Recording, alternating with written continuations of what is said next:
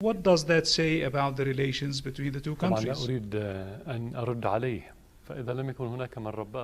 I'm not going to dignify that with a response. Suffice to say that I was given an appropriate upbringing in my home, and clearly this is not true in his case.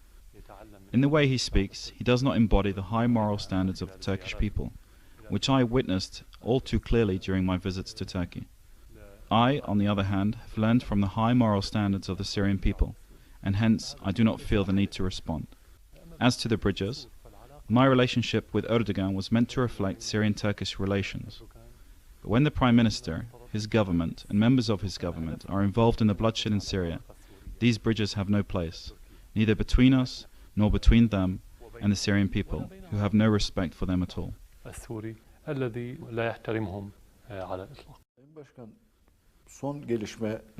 As you might have noticed, when President Barack Obama was in Israel, suddenly Prime Minister Netanyahu said that he apologized to Turkey concerning what's happened on the Marmara ship. How do you read all these developments?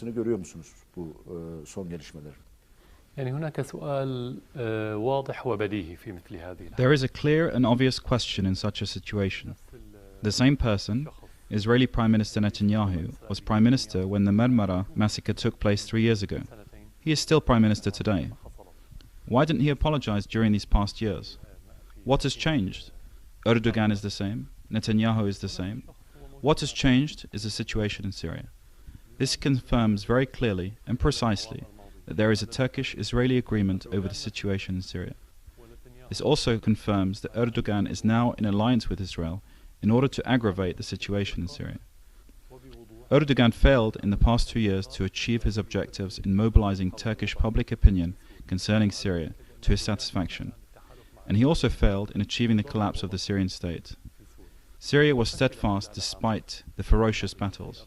He had no ally to help him except Israel, and Israel is our obvious enemy, which occupies our land. I believe that this is a clear indicator of the alliance between them. At the same time, maybe this apology also helps Erdogan to restore some of his status and credibility which he had lost inside Turkey.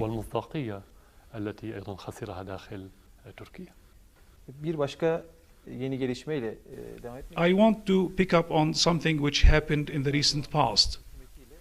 There has been a meeting between Erdogan and Öcalan on March 21st. During that meeting, the two sides talked about the formation of a new Middle East consisting of Arabs, Assyrians, Kurds, and Turks. Have you followed these meetings and statements? What we have at the moment is the information available through the media. We have not received official details from any party as of yet.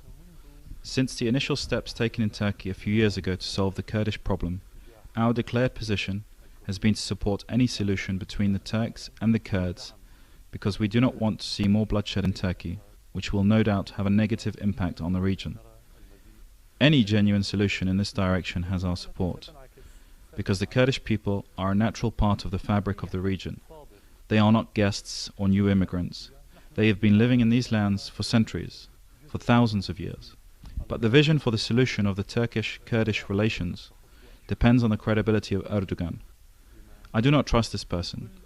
I doubt that he will fulfill his promises. All the steps he is taking are temporary measures aimed at winning him political support. Here, again, we ask the same question. Why didn't he take the same steps a few years ago? Again, this is related to the Syrian situation. But let's not prejudge the situation. Let's wait and see.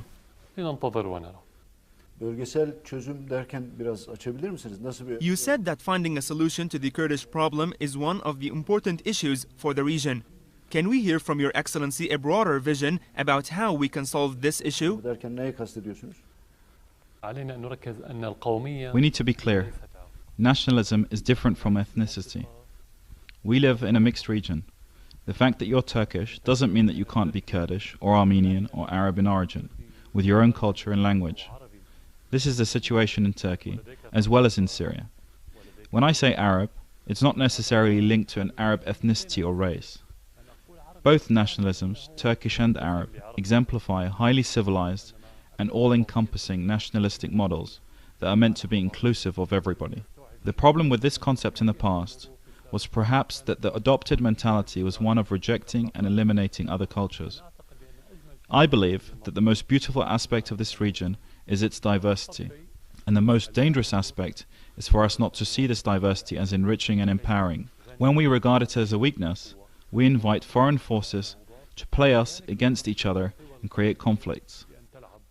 This was the case at the beginning of the last century, when the conflict started between the Arabs and the Turks during the final days of the Ottoman Empire. Many of the Arab nationalistic groups wanted Arab nationalism within the Ottoman Empire. However, things moved towards conflict as a result of mistakes made by both the Turks and the Arabs, as well as the result of intervention from foreign players. That's why we need to look at the situation today in the same way. We are made from the same fabric, weaved from many different colors.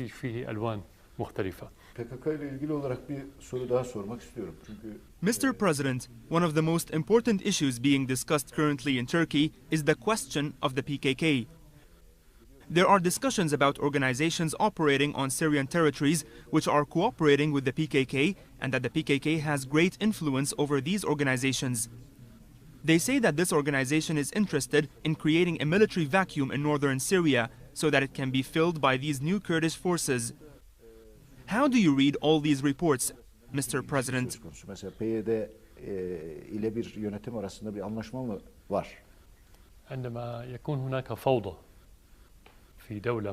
When there is chaos in any state, as is the case in Syria at the moment, certain groups are bound to appear in order to fill the vacuum created. Sometimes these groups are gangs, with the only purpose of killing and stealing. Sometimes these are political groups, and other times they might be parties with certain policies. There's no doubt that there are some groups which seek separation. They exist in Syria, Turkey, Iraq, and other places. But we cannot generalize this situation to include all Kurds based on the agenda of small groups. Most Kurds are patriotic people who want to live in Syria, so the emergence of certain cases should not lead us to generalize the situation, or even to assume that things are moving towards separation. Separation needs a certain environment, be it widespread public support or external factors, which is very different from the circumstances prevailing in Syria at the moment. I'm not concerned about this issue at the moment.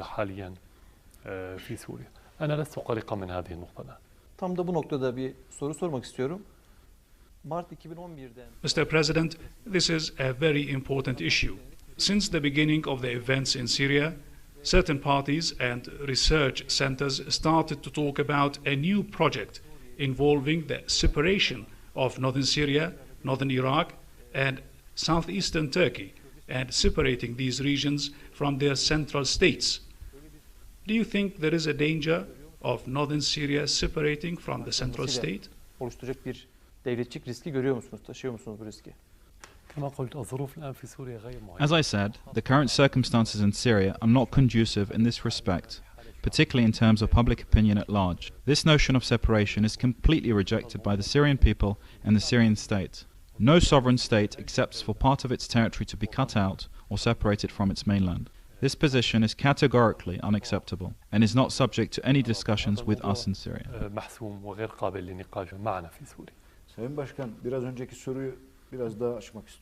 Based on our questions and your answers, there seems to be a clear plan put forward by Western countries in cooperation and coordination with some regional countries to create a greater Kurdistan by separating northern Iraq, western Iran, northern Syria, and southeastern Turkey.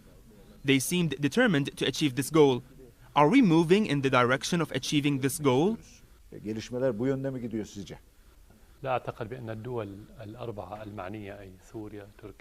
do not believe that the four states in question, Syria, Turkey, Iran and Iraq, would agree to this proposition.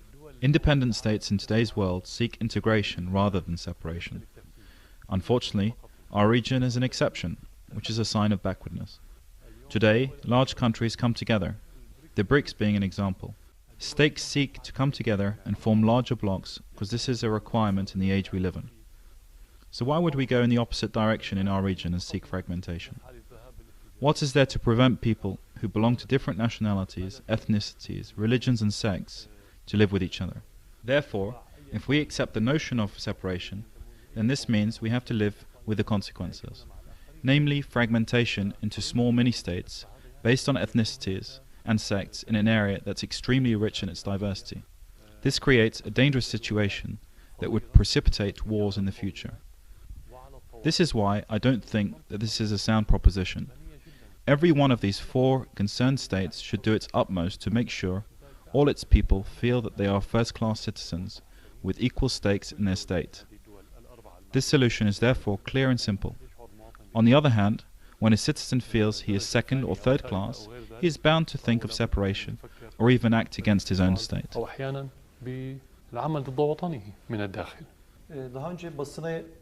Mr. President, you used to have an interesting project.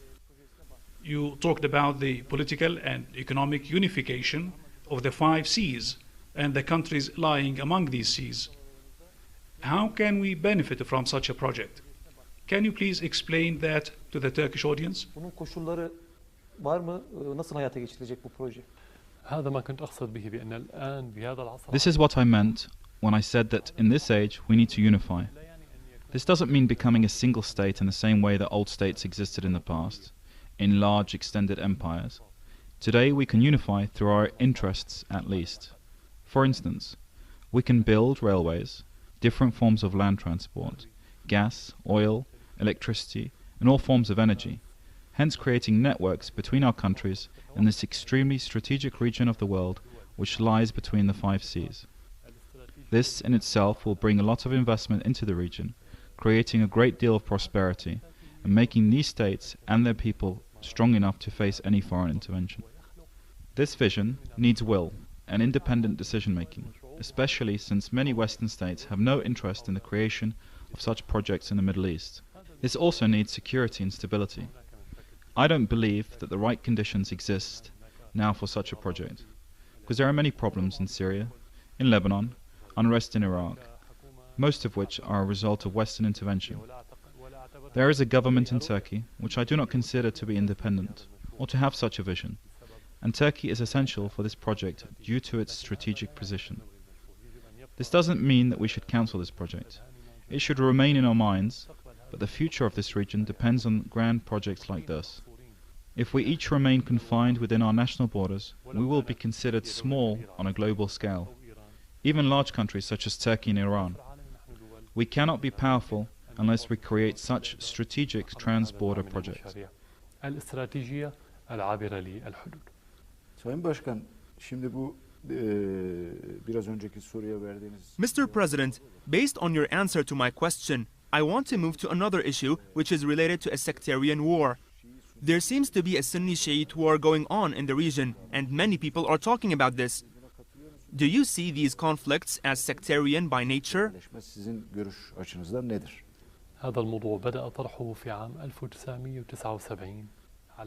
This issue was first raised in 1979 on the backdrop of the Iranian Revolution, which removed one of America's most important allies in the region. The only solution was to portray that revolution as a Shiite revolution, and the other sects should oppose it. On those grounds, the Iraq War against Iran was invented and supported by some Gulf countries. A short while later, the Muslim Brotherhoods in Syria were used for the same objective, in order to create sectarian strife. They failed in the first and the second attempt. Now, 3 decades later, there's no other choice but to create sectarian strife within these countries. That's why they have raised this issue again, and the slogans chanted, particularly in the early days of the crisis, were sectarian in their substance. So far they have failed. Had they succeeded, the whole region would have been fragmented as a result of this conflict.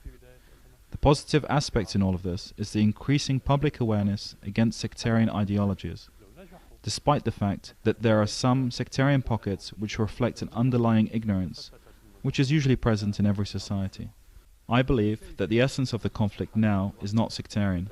The conflict is between forces and states seeking to take their people back into historic times, and between states wanting to take their peoples into a prosperous future. It's a conflict between those who want their homeland and their state to be independent from the West, and between those who seek to be satellites of Western powers only to achieve particular interests. At the same time, these forces are part of an international struggle of conflicting interests of which Turkey and Syria are a part. This struggle has been affected by different factors which might lead to the fragmentation of the region. enabling global powers to control our destiny and future.